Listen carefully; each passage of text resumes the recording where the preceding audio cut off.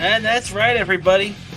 Welcome back once again to another edition of the Best Seat in the House podcast. As always, I'm your host, Rob Kramer, joined by my co-host, Daniel Bobo Carlin. And Dan, how you doing today, buddy? I'm doing good. Still stoked from that playoffs yesterday, and that and the day before that Knicks late minute go ahead go ahead points at the end of the game. It was like a nuts. I don't know if my TV could handle all the shaking from me celebrating. The whole other reason why my TV has to be worried because of the shaking for the celebrating. Yep, exactly. And they just answered right back. And I gotta give kudos to them for that. And and I gotta tell you, I just have a feeling some point during the first round, I have a feeling there's gonna be some big scuffle that's gonna happen. It just looks like it.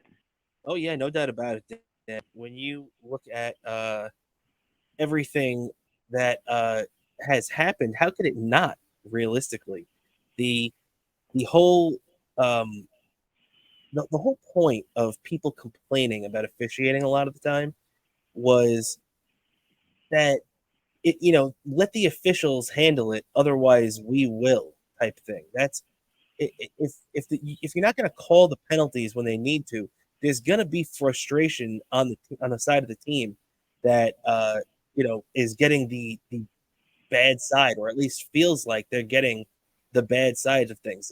They're getting the shaft, so to speak, and you know uh, that's only going to mount in a series like this. It's already heated right now. We saw how heated things got at the end of Game 2. It's only going to ramp up in Game 3 and Game 4 down in Washington, and the officiating better reflect what's going on the ice. Otherwise, Matt Rempe specifically, or somebody on that line, maybe Barclay Goodrow, you know, uh, they, there will be a price to pay, and it's not going to be any of those guys' fault if Rempe has to take a guy's head off to send a message to the Washington Capitals. Yeah, exactly. And if you saw me on Twitter, I posted. I said I predicted, and I don't know if you could actually bet money on this, but I predicted that Rempe at some point during the first round was going to get a Gordie Howe hat trick. I did see you say that, and that wouldn't surprise me either. But I got to say too, one thing before we move on from that first from that last game, actually. One thing I have liked though is it looks like Laviolette and the veterans on this team have talked to Rempe, and they've really kind of reined him in a little bit to where he plays with a real edge in his game. We've seen the hits he's been throwing, we've seen cross checks and everything from him. One time he got called on it, but you know, I feel like Rempe is, and he's been challenged by guys on the Capitals so far. We've seen it multiple times from a couple of different guys, and Rempe has stayed away from the fighting. And I think he's doing a really good job of picking his spots. You know what I mean? Yeah, yeah, exactly. Yeah, he's been doing a great job, and I just have a feeling Brumby's going to be one of those that's going to have some big moment that we, we don't expect to happen. I just feel like that always happens with every championship team. There's a player that just comes through in some big moment, and we don't expect that player to have a big moment, and they end up having a big moment. Yeah, yeah, it's true. It's true. They it's always the guys that you don't count on too. So that's it's always funny how that works out. But yeah, I mean, and how about the way that fourth line has played so far this series? It's with VC having that incredible game one, and just obviously Barclay Goodrow had a couple of assists, and we all know Rempe scored the first goal of the playoffs. So yeah, it's always those guys that fly under the radar, right? Yeah, yeah, exactly. And I can tell you, I'm probably gonna need a lot of that. I mean, pretty much what one of my Twitter friends said when I said, "Yeah, I'm gonna need a lot of tea after that," and one of my Twitter friends responded, "Yeah, you're probably reaching for the Bigelow tea right now." Yeah, I just got those advertisements at Howie Rose stuck in my head. Yeah, yeah. No, no, you're right. You're right. And yeah, I definitely think that we're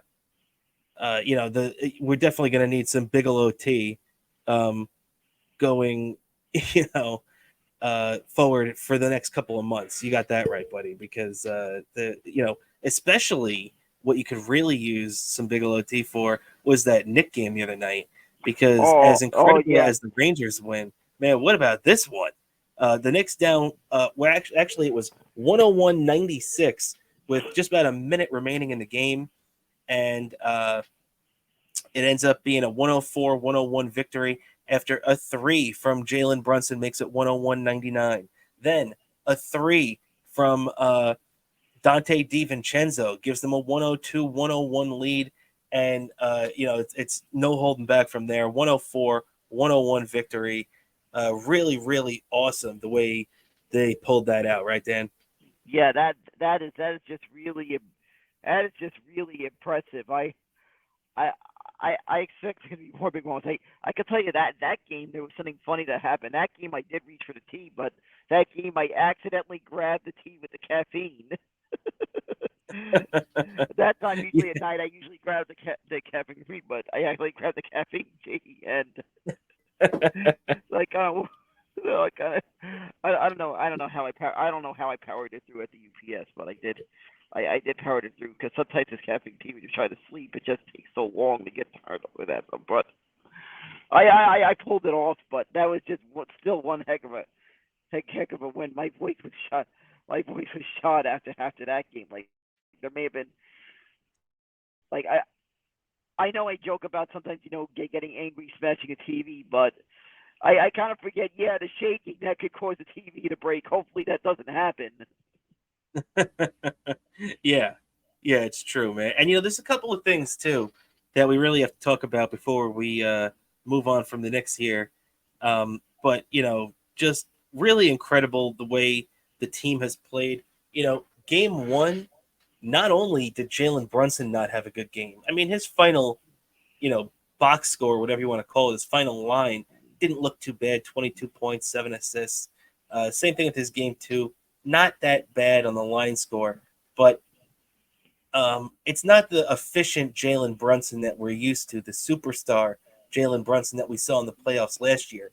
He hasn't really found that form in the playoffs yet. And obviously, I fully believe he will eventually. He just had a couple of bad games so far.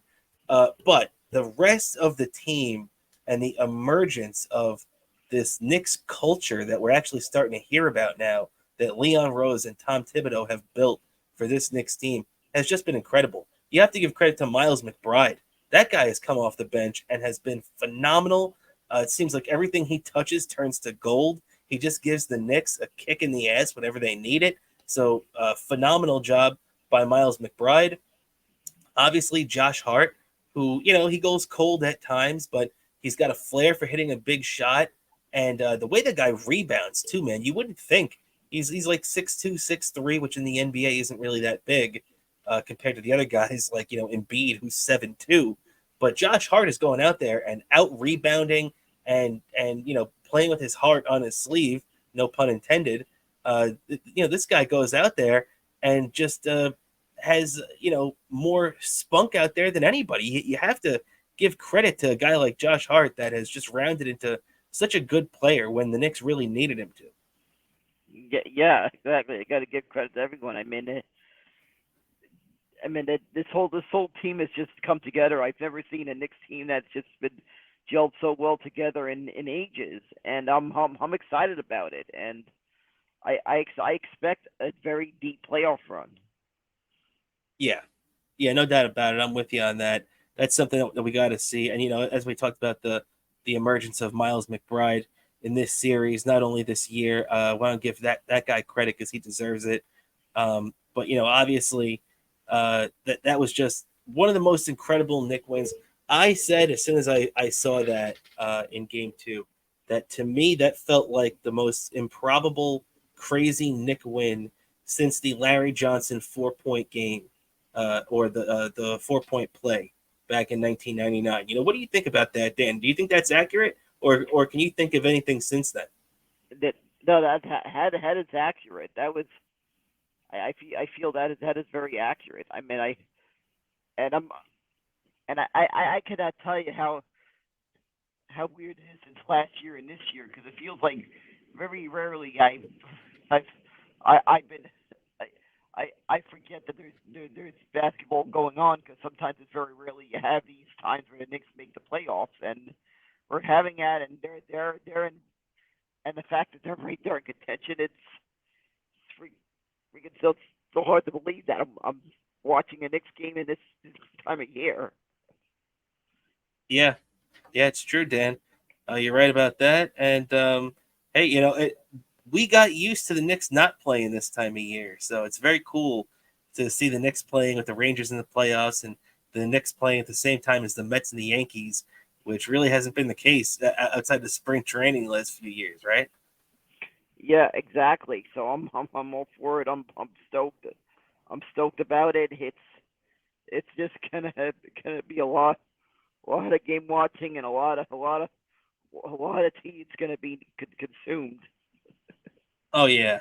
Now, actually, one last thing I wanted to get on. I did so. We got all of that NFL draft stuff ready to rock, but I did want to touch on one more thing for the Rangers. I forgot actually to mention this earlier. We're a little discombobulated today, but will Heedle play? Dan, what do you think, man? I mean, we're hearing a lot of speculation from the media, but nothing from the head coach. But he's saying that he's trending in the right direction. They're saying that Filipino is at practice. He's cleared for contact. So they're ramping him up slowly. But if he's cleared for contact, it's not like he's skating in the red no contact jersey. So that means he's already been cleared by the doctors. So what do you think, Dan? Do you think we see him at some point in this series, or do you think it's a second round time at best? I feel like maybe it could be. I feel like realistically might be the second round. Outside shot, we see him at least in game.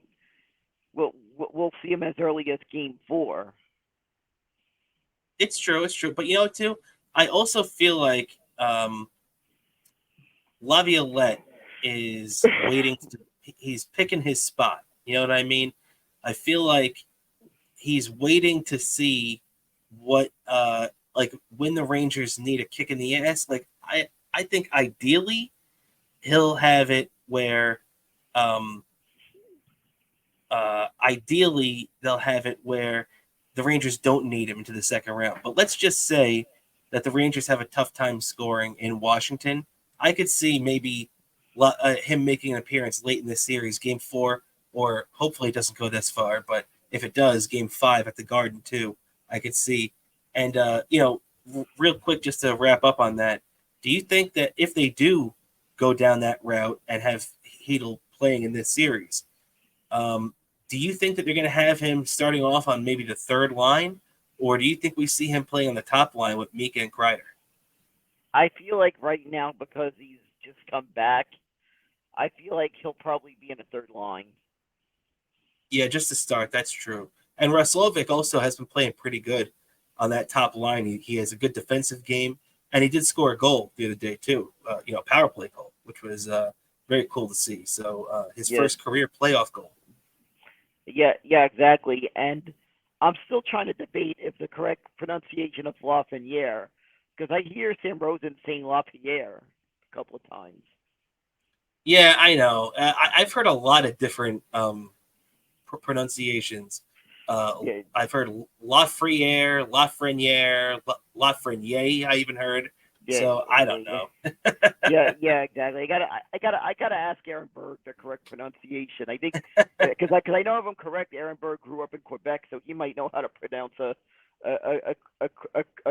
Quebecy style a Quebec kind of last name. That's true. Berg would definitely have a much better understanding of that than we would. So we definitely have to, too. If the Rangers, first of all, I love Aaron Berg as a comedian. He's one of my favorite comedians.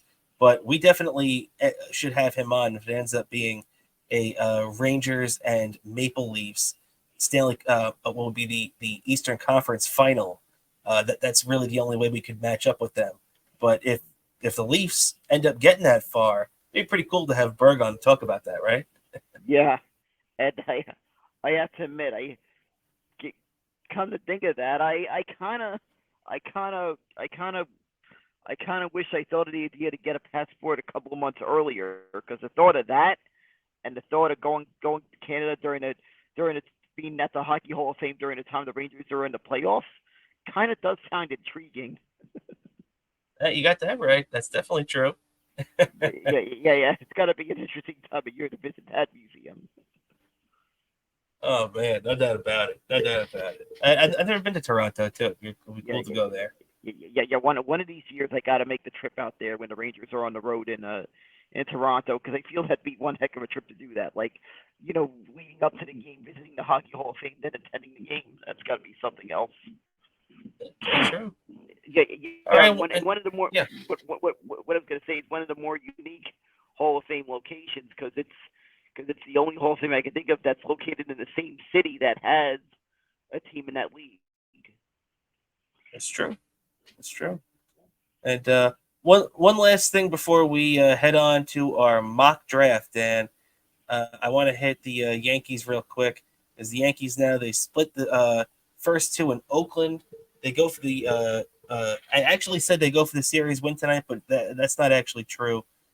It's a 4-game set, so I'll have to amend that. But yeah, the Yankees going for win number 2 in the series tonight against Oakland. Um, you know, the A's played the Yankees tough, shut them out on Monday 2-0. Yankees came back with the victory last night. Uh, Trying to follow that up with Clark Schmidt, who's been off to a pretty good start for them so far. But what do you think about the Yankees being out west tonight, going for another victory out there tonight?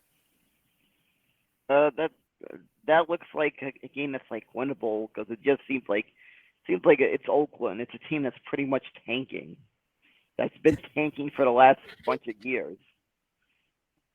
Yeah, Oakland's definitely been down on their luck Yeah, yeah, for a yeah, little yeah, yeah, bit. yeah. Plus that, even the fan base of, I mean, Yeah, you got to feel bad for that fan base, the no fans in doubt that about it. area, losing all, being the first city to lose all its professional sports teams. I don't think that's ever happened with any of the major sports, that a city has lost every franchise it had in the Big Four. Every franchise. Yeah, it's true.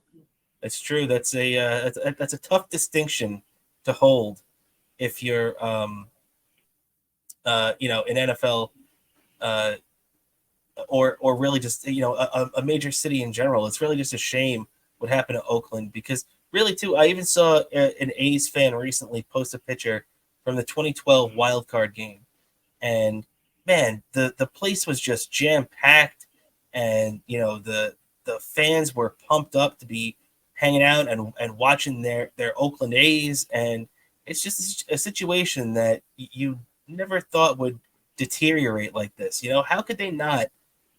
They've had the A's for over 50 years. How could they not have ever provided them a better stadium? Yeah, it surprised me how they ever sorted that out. Whole bunch of mumbo jumbo, red tape, mumbo jumbo, all that stuff going on, trying to figure that out. They've reached the point where they've had a where they where they haven't yet figured out how to get a new stadium, and they've been in a stadium that's been in like, oof, it's like in very rough shape, and they just it just got it just got that bad, and then it's even getting and then it's even that bad that the ownership has just let it to the point that it's just a team in flux of where they're going to play, because they're saying Sacramento's a temporary home, but that might be a permanent home, because it's not even a guarantee for them to get a team in Vegas of all places. But from what It's I true. hear, they might not even get the Vegas stadium in Vegas. I heard. Yeah, I've heard there's a hold up with there. I know. Yeah, they're playing for their AAA team. That they're playing some of their season at least in the AAA team's affiliate. So it's a shame what has happened to that once great franchise. And they already lost one team in um, over on the NFL side. So it's a shame that it's eventually going to lead to both. But speaking of the NFL, Dan, let's head right into our draft. This is the Best Seat in the House podcast 2024 NFL mock draft. And let's get the right here done. All right.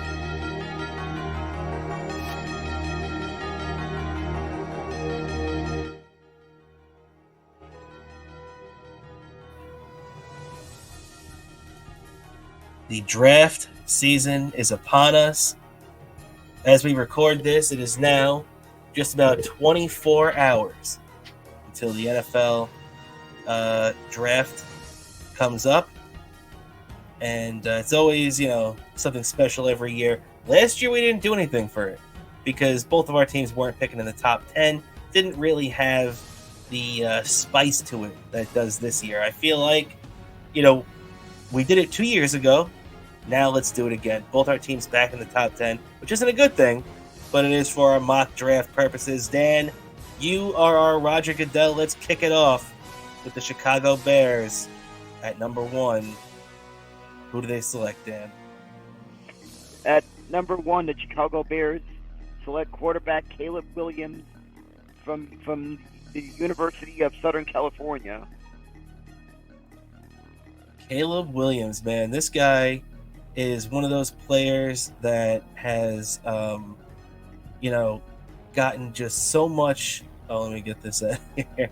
He's gotten so much crap from, a lot of people that really don't know much about him. Like me, for instance. I only know a little bit of Caleb Williams as a prospect, but the guy is. He's got to be number 1 for a reason. I know this is also the same guy that roots for a team that drafted Zach Wilson number 2, but even though I am a little sketched out about drafting USC quarterbacks, you have to like what you see in Caleb Williams, right, Dan? Yeah, you have to like what you see, and it's going to be like the pressure is going to be on him. He's going to a franchise that's been eager for getting to that promised land, so it's going to be a lot of pressure on him. No doubt about it, a lot of pressure.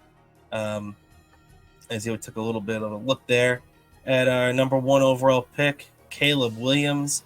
So, I think it's a foregone conclusion that he's going. I think we all know pretty much the top 3. And you know what? We're going to keep it going right here and stick with number 2 now with the Washington Commanders. Dan, take it away. And at number 2, the Washington Commanders select quarterback Jaden Daniels of Louisiana State University. Yeah, there you go, from LSU. Jaden Daniels. Definitely there is talk between Daniels at 2, May at 3. There's definitely discussions to be had there, but I feel like the LSU quarterback is going to go over May.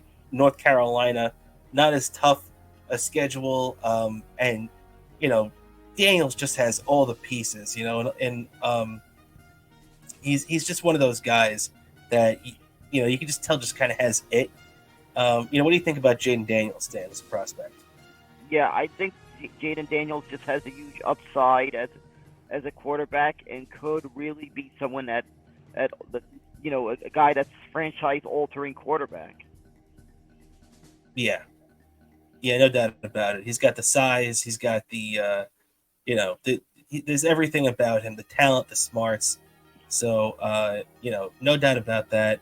So we'll keep it rolling along here now. And Dan, coming up at number 3 is the New England Patriots. Take it away. At number 3, the New England Patriots select Drake May from North Carolina. And yeah, there you go. Drake May from North Carolina. Drake May. A lot of people don't necessarily like the idea of him going number 3. I don't know. I think that I might be one of those people, to be honest. I think that as good as May is, I don't know. North Carolina, not a big school, especially quarterback wise, and as much as I could see him, much like Daniel Jones was a couple of years ago, coming out of a smaller school like that. I think he was Duke though, but Daniel Jones has had his ups and downs in the NFL, but you could just tell. I feel like May is that type of quarterback. Dan, what do you think about Drake May?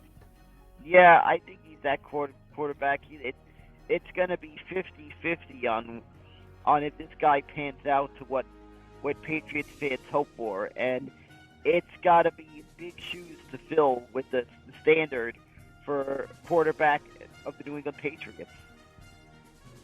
Yeah, that's the thing. Mac Jones was such a letdown there that especially after Brady. Look, they still got the high expectations, like you said, and they have every reason to. So, yeah, definitely have to keep your eye on the Patriots there. Yup, and that one's going to be a little interesting situation with the Patriots because all these years they've had a coach, they've had probably one of the greatest coaches of all time in a Bill Belichick, and they're now in a new situation. How this team's going to be?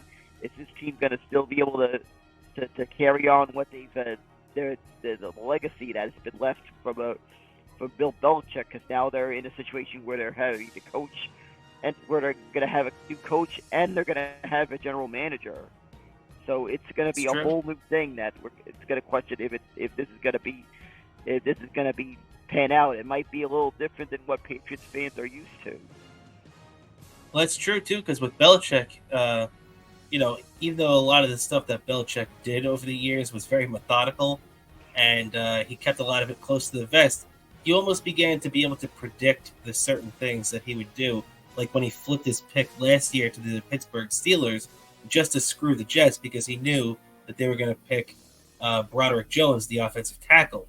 So, I think that you know to expect with Belichick, with this new coach and this new regime. You don't really know what to expect. So, while we all expect them to stay at 3 and pick a quarterback, most probably Drake May, it's still up in the air. We don't know what's going on. New regime, new possibilities. Over in the Arizona Cardinals, though, and they are the number 4 team on the block, and they will have At number 4, the Arizona Cardinals draft wide receiver Marvin Harrison Jr. of Ohio State. That's right, Marvin Harrison Jr. out of Ohio State. They call him one of the biggest draft prospects coming out from a wide receiver standpoint of all time, really. This is obviously the son of former Colts wide receiver Marvin Harrison Sr. This is a kid that's coming up with a lot of expectations. Dan, do you think that there's any way he can even live up to them? I think it could be. This one's another one that could be 50-50. There's just a lot of expectations. This guy is the son of probably one of the great wide receivers of all time, and it's gonna be a lot of pressure on this guy, and this one could either go. This one's another one that could go either way. Yeah, it's definitely true. But I think that there's no doubt that Marvin Harrison Jr. is going to be an explosive, awesome receiver. No doubt about it. He's definitely going to be a pro. It's just a matter of if he's going to be an all pro. You know what I mean? Like, is this guy going to be a perennial Pro Bowler? Is this guy going to be a future Hall of Famer, or is he just going to be a guy that carves out a niche and is a pretty good receiver, but never lives up to his draft position? Yeah, exactly. So there's going to be a lot of question marks on this one. Yeah, no doubt about that. So that's another pick down. Now we are coming up on number 5, Dan, for the LA Chargers, not the Arizona Cardinals. The LA Chargers, Dan, at number 5. What do we got? At number 5, the Los Angeles Chargers draft tight end Brock Bowers from Georgia. That's right. We have Brock Bowers going number 5. Now, a lot of people are going to find that a little controversial because Brock Bowers in a lot of drafts is going um, 10 to the Jets. A lot of drafts have him going 15 or somewhere in that range.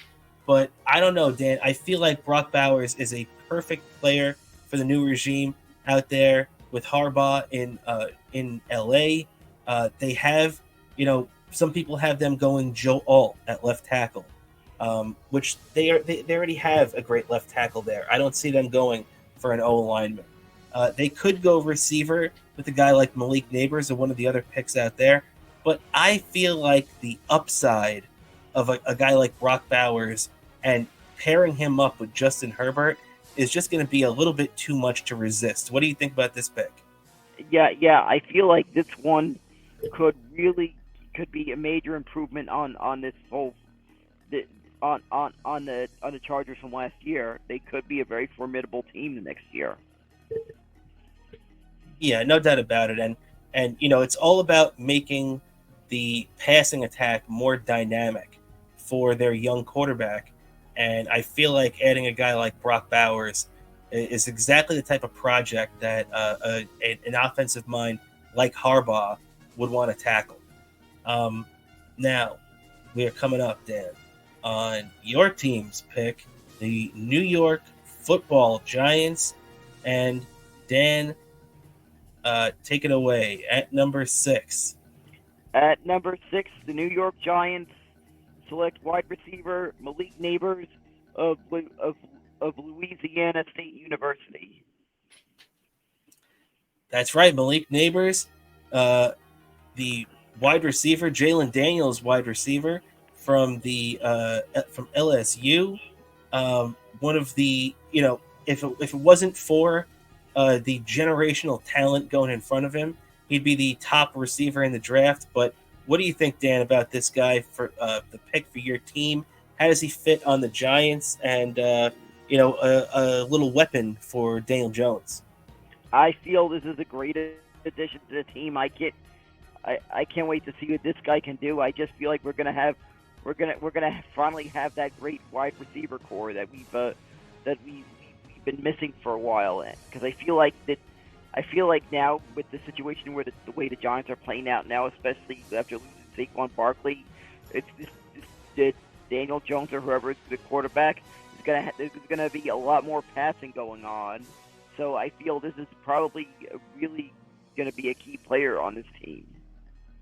Oh yeah, no doubt about it. If the Giants picked up a guy like Malik Neighbors, he would be the most impactful receiver the Giants have had since obviously probably Odell Beckham Jr. And we all know how good he was for that short period of time for the Giants. So definitely, I agree with you there. I love Neighbors at 6 for the Giants. I think he makes a lot of sense. But one thing before we move on from the Giants, because obviously, we analyze these picks a little bit closer when it's the Jets and the Giants. But what do you think? Obviously, a lot of mock drafts have other teams trading up to number 4 with the Cardinals to pick the 4th quarterback in the draft, J.J. McCarthy. Me and you don't have that going on in our draft where we were sticking to no trades, but he would have been available at number 6 for you. What do you think made you and the Giants go for a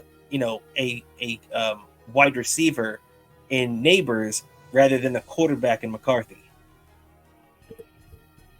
I just feel like it's a situation where maybe sometimes at quarterbacks it's like 50-50. That I just feel like a wide receiver it might be more short of a short thing. Yeah, no, I'm with you on that too, because also JJ McCarthy has gotten a lot of comps to Zach Wilson, my former quarterback, who by the way was traded by the Jets to the Denver Broncos the other day. So let's cover that real quick. But yeah, that's I agree with you though. I think the Giants are unless they could have gotten one of those top three quarterbacks, then one of those guys would have been worth taking wherever the Giants selected in the top six. But if it's not one of those three guys, I think you're pushing it for JJ McCarthy, and you're better off in the long run selecting a guy like Malik Neighbors. So I'm definitely with you on that. And as we keep it rolling along here right now, the Giants just selected at number 6. Now the Tennessee Titans are up at number 7. And Dan, who we got going there? At number 7, the Tennessee Titans got Joe Alt of Notre Dame. That's right, Joe Alt from Notre Dame, the top tackle in the draft right now. This is a guy that everybody has a lot of hope for.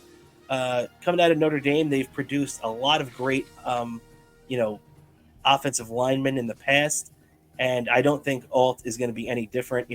Early on this offseason, before the Jets gave me, Tyron Smith, Morgan Moses, and a couple of these other guys, which, by the way, I would still take Alt in a heartbeat. I just don't like. I used to think trading up for Alt was the right move for the Jets because of that, but I don't think that anymore. Mostly because the draft capital it would take wouldn't be worth it when you have those other pieces and how Alt would contribute to the Jets. I mean, I'm sure they'd make him the swing tackle, but Alt was my guy, but I don't think it's worth it to trade up that anymore. Dan, what do you think about Joe Alt and his ability to be a top guy in the draft from an offensive tackle standpoint? I think it's good. I think it's going to be. I think in the right place he'll he'll turn out what we expect. So the Tennessee will have a pretty good player on the offensive line there. Yeah, and Tennessee needs that. They need a building block. That team is kind of lost right now, so they definitely need a building block in there. And a team that definitely needs a building block on the defensive side is the Atlanta Falcons. And Dan, who do we got the Falcons taking? At number 8, the Atlanta Falcons select edge rusher Joe Turner out of Alabama. That's right. They got Dallas Turner out of Alabama. Obviously, this is a guy. When you take a guy from Alabama, you know that you're getting a polished player. You know that this is a guy that's going to come in here and immediately make an impact on your team. And we were just talking about the on the offensive line standpoint, the Tennessee Titans building around Joe Alt. This is a guy who the Falcons can build around defensively, right, Dan? Yeah, exactly. I just feel like this is definitely one they could build around, especially a player from Alabama that seems to always be great at getting these players pro ready. So they made a good choice in this one. Yeah, I'm with you on that, and definitely a good move for there. And now we got number 9 on the board now, Dan. Now, number 9 is coming up the Chicago Bears again, as this is where the Bears originally would have been selecting, but that number 1 overall pick was from the Carolina Panthers. Now, at number 9, the Bears in their regular pick, their own pick, who do they take? At number 9, the Chicago Bears select Lateu out of UCLA. And sorry about the pronunciation. It's always tough trying to learn the pronunciations of some of these names sometimes. No, don't worry about it. You did a good job. And, he's a hell of a player out of my alma mater, UCLA. So shout out to him. Latu is, once again, he's not the top edge guy in the draft. And to be honest, taking a guy out of UCLA is a little bit more risky. But, the Bears, I felt like it was either going to be the edge rusher or the corner. And I went edge. I think this guy's a top 10 talent. And for me, the Bears, if you have two top 10 picks, right? To me, you're going to go one offense and one defense. The Jets did it in 22 when they picked Sauce and Garrett Wilson. Last year, the uh, uh, the Texans did it when they picked the quarterback and the Will Anderson. So it's something that I think it makes a lot of sense, improve defensively and offensively. So I really expect the Bears to go defense with their second pick in the top 10. What do you think? Yeah, I think it's a fair pick. It's probably they were going to go defense, and this probably was the best available. So they went right on this choice. Yeah, yeah, I'm with you on that. And yeah, so then finally, we get to number 10 in the first round. That is my New York Jets. And Dan, I'll be playing the role of Roger Goodell on this one because at number 10, the New York Jets select wide receiver Rome Odunze out of Washington. And to me, I get really excited when I think about a guy like this joining the Jets team, man, because they just, last year we saw it in a lot of different ways. The Jets just had no playmakers on that team. And, when you look at a guy like Odunze here, who, playing for Washington, it's a D1 school, but, they're not the cream of the crop. But this is a guy who still put up huge numbers, and to see him in green and white next year would be great because Mike Williams, obviously the wide receiver they signed from the Chargers in the offseason, is going to be depended upon. But he's coming off an ACL injury, so who knows? And also obviously Garrett Wilson's going to be looking to step up even more so now with a healthy Aaron Rodgers. But I just feel like you can never have too much help. And Roma Dunze is a hell of a talent. Yeah, exactly. A good choice. He went through giving Aaron Rodgers hopefully another weapon to throw to be able to throw to, and it's gonna be in what's gonna be a big make or break year of Aaron Rodgers' entire legacy on the Jets. It's hinging on this season. So they're doing everything they can to try to help get them to where they need to because that window is closing fast. Maybe 2 years at best. That's right. That's right, Dan. And you know, um, yeah, that's what the Jets have to do. They have to get Rodgers as many weapons as possible. And to be honest, I think that uh, this is a long time coming because Aaron Rodgers, as starting quarterback, his team has never selected a wide receiver in the first round during his tenure as starting quarterback. So it's long overdue that the Jets give Aaron Rodgers some young talent to help build around. Yeah, exactly. Yeah. So there we go, everybody. That is the 2024 Best Seat in the House podcast, NFL mock draft numbers 1 through 10. Hope everybody enjoyed that. That's always fun to do, right? Yeah, it's always a fun little thing we did.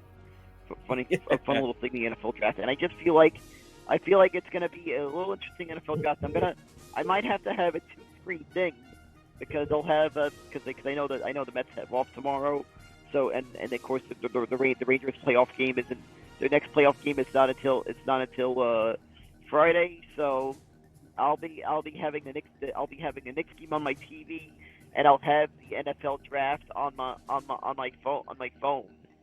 And if it's and depending when the Giants make their pick, if it's like around like halftime time, I'll have TV on whatever. But I'll be keeping an eye out on it on what's going on with the draft as I'm watching watching the Knicks of the playoffs. Exactly, man. It's going to be a another one of those two-screen nights here for us New Yorkers. And yeah, like you said, luckily we got an extra day with the Rangers, as they don't play until Friday night. But the Knicks do come back and play tomorrow night or tonight if you're watching this as it debuts live on YouTube. We appreciate everybody for tuning in and checking out our NFL mock draft edition of the Best Seat in the House podcast. And Dan, before we get out of here, do you have anything else to plug for yourself? Sure, I gotta plug my YouTube, my Twitter, Bobo 103 NYC. You you in Instagram Bobo718DK.